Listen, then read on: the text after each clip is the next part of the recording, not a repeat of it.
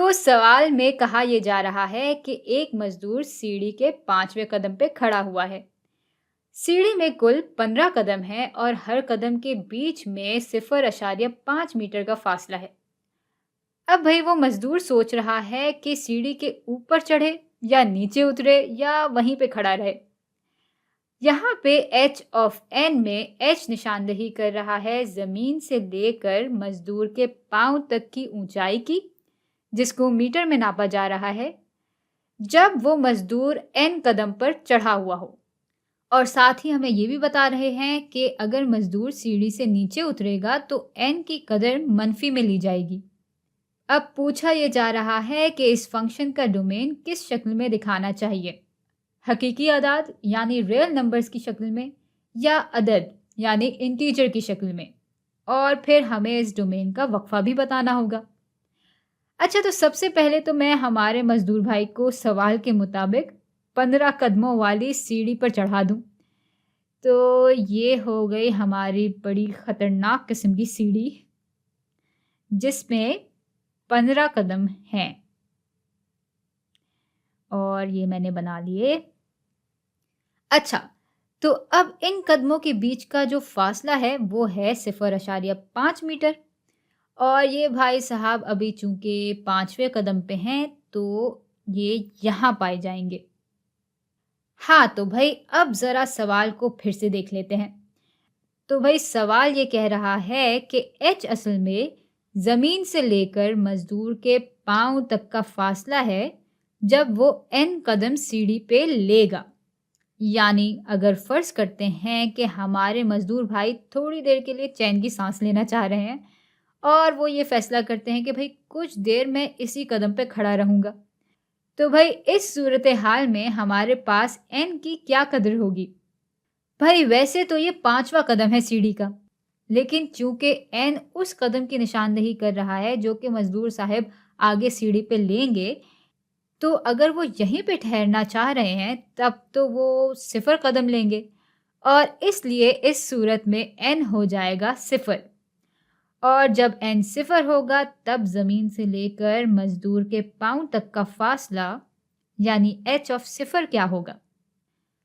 अच्छा, यहाँ मैं फर्ज कर रही हूँ कि सीढ़ी का पहला कदम भी जमीन से 0.5 मीटर की ऊंचाई पे है।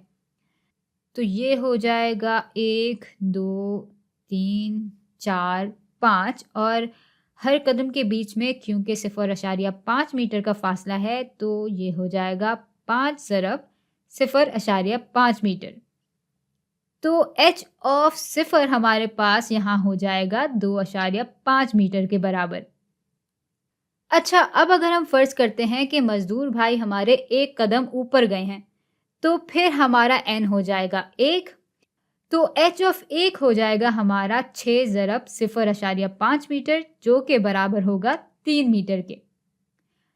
अच्छा, अब इतना फर्ज कर रहे हैं तो ये भी फर्ज करके देख लेते हैं कि जब मजदूर साहब एक बल्कि एक नहीं 2 कदम नीचे उतरने का फैसला करते हैं तब हमारा आउटपुट क्या होगा।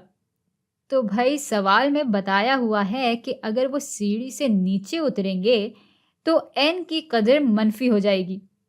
अब यहाँ वो 2 कदम नीचे उतर रहे हैं तो एन हो जाएगा हमारा -2। लेकिन खैर फिलहाल हमसे ये नहीं पूछा जा रहा, तो हम अपने सवाल पर फिर से आ जाते हैं। तो पूछ असल में ये रहे हैं कि डोमेन क्या रियल नंबर्स में लेना चाहिए या इंटीजर्स में। अब इनपुट चूंकि हमारा n है तो डोमेन n पे ही मबनी होगा। अरे हद है, डोमेन डोमेन करती जा रही हूँ पर डोमेन पे तो हमने बात ही नहीं की। तो भाई डोमेन असल में वो इनपुट इकदार होती हैं जिनके लिए फंक्शन का आउटपुट बयानशुदा हो यानी डिफाइंड हो। अच्छा, तो डोमेन हम रियल नंबर्स में लें या इंटीजर्स में। तो भाई चूंकि हमारे मजदूर भाई बहुत समझदार आदमी हैं, इसलिए वो सीढ़ी पे आधा कदम या 2.5 कदम या किसी भी फ्रैक्शन में कदम थोड़ी लेंगे। वो 1 कदम लेंगे या 2 कदम लेंगे या जितनी भी सीढ़ियां हैं उतने कदम लेंगे, लेकिन भाई वो कदम पूरे पूरे ही होंगे। इसलिए हम यहाँ डोमेन इंटीजर्स की शक्ल में लेंगे।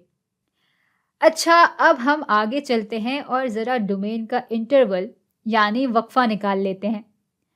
हाँ, तो भाई सबसे कम वैल्यू जो कि हम इनपुट की ले सकते हैं, वो तब होगी जब हमारे मज़दूर भाई 1, 2, 3, 4, 5 सीढ़ियाँ नीचे उतर जाएँ।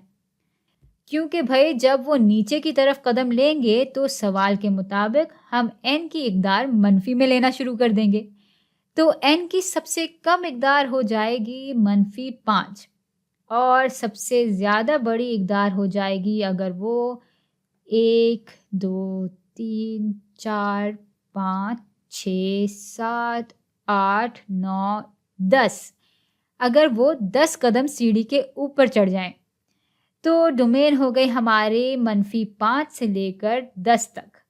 और भई क्योंकि हम डोमेन में -5 और 10 शामिल कर रहे हैं, इसलिए यहाँ हम क्लोज़ ब्रैकेट्स लगा देंगे।